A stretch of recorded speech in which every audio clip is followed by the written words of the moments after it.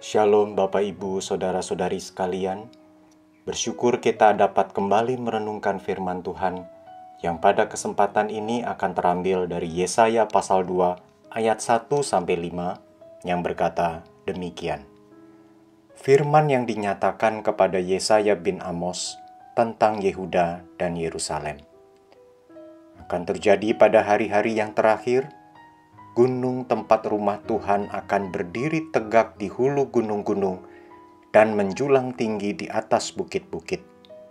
Segala bangsa akan berduyun-duyun ke sana, dan banyak suku bangsa akan pergi serta berkata, "Mari kita naik ke gunung Tuhan, ke rumah Allah Yakub, supaya Ia mengajar kita tentang jalan-jalannya, dan supaya kita berjalan menempuhnya.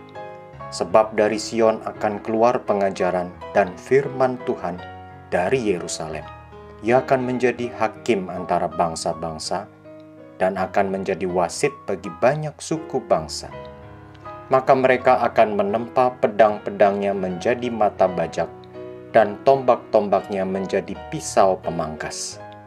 Bangsa tidak akan lagi mengangkat pedang terhadap bangsa, dan mereka tidak akan lagi belajar perang. Hai kaum keturunan Yakub, mari kita berjalan di dalam terang Tuhan." Saudara, ayat firman Tuhan yang tadi kita baca mengungkapkan tentang hal-hal yang akan terjadi di masa mendatang, di mana pada saat itu tidak ada lagi perselisihan di antara bangsa, tidak ada peperangan. Hal ini adalah suatu kedamaian yang sejati.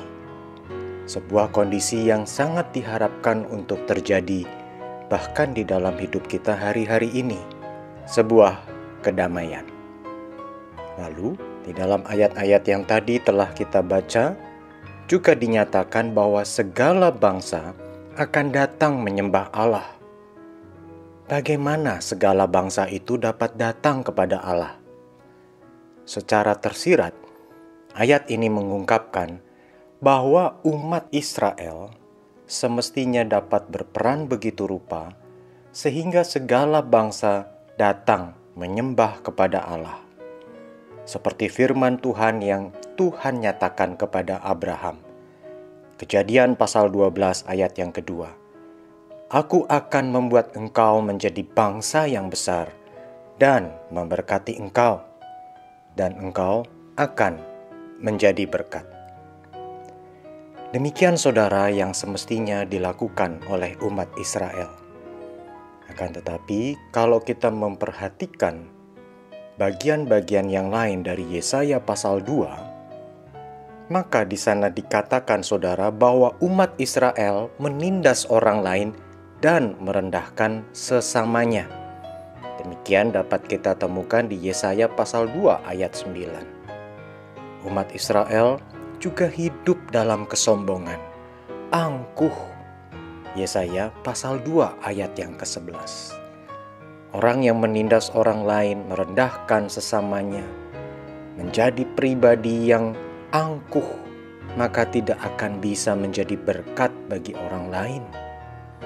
Dan ternyata dikatakan pula bahwa umat Israel tidak sepenuh hati dalam menyembah Allah. Sehingga tepatlah yang dikatakan di Yesaya pasal 2 ayat yang kelima yang tadi telah kita baca.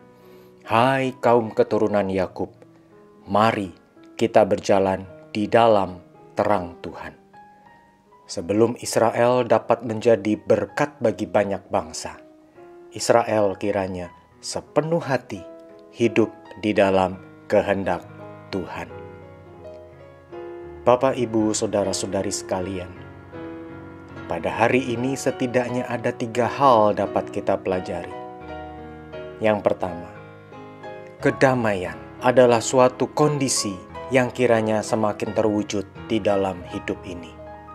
Pada masa yang akan datang, ketika Tuhan menggenapkan seluruh rencana keselamatannya, disitulah kedamaian yang seutuhnya akan kita nikmati.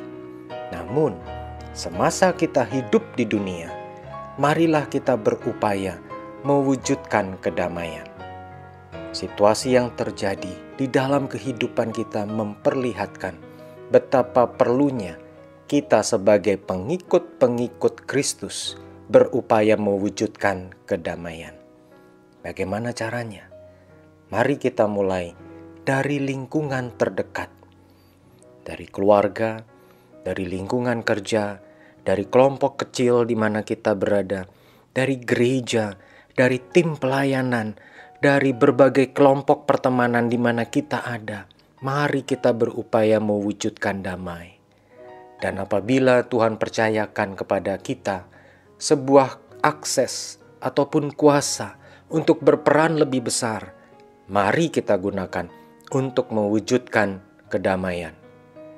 Dan satu hal lain yang bisa kita lakukan adalah kita berdoa supaya kedamaian semakin terwujud di dalam hidup ini. Yang kedua, marilah kita berperan begitu rupa seperti yang diharapkan dari umat Israel, yaitu membawa banyak bangsa semakin mengenal Tuhan Allah. Mari saudaraku, banyak orang membutuhkan berita keselamatan di dalam Yesus Kristus yang dapat memberikan kedamaian yang sejati. Mari kita kabarkan, saksikan tentang Kristus dan kebaikannya, tentang Tuhan yang ajaib dan semua pemeliharaannya, sehingga dengan demikian semakin banyak orang boleh mengenal Tuhan. Tetapi jangan lupakan poin yang ketiga, yang sebetulnya hal yang sangat penting, yaitu sebelum kita keluar mewujudkan damai, sebelum kita keluar bersaksi tentang Kristus dan memberitakan namanya, terlebih dahulu kita sendiri harus berupaya hidup benar, melakukan perintahnya, dan hidup dalam kekudusan. Sehingga orang akan melihat hidup kita adalah hidup yang berintegritas, dimanapun dan kapanpun, di dalam konteks situasi apapun, di dalam peran yang seperti apapun, orang akan mendapati kita sebagai pribadi yang sama. Mari kita berdoa. Tuhan berkatilah zaman ini. Tuhan berkatilah kami, supaya kami dapat mewujudkan damai itu. Tuhan gerakkan kami, untuk kiranya kami boleh bertemu dengan orang lain, untuk kepadanya kami bersaksi tentang Engkau. Tuhan pakailah kami, untuk kiranya sungguh dapat menjadi berkat.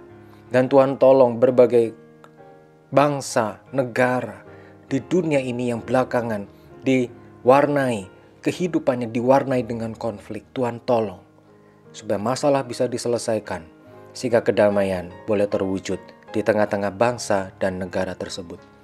Terpujilah nama Tuhan, di dalam nama Tuhan Yesus. Amin.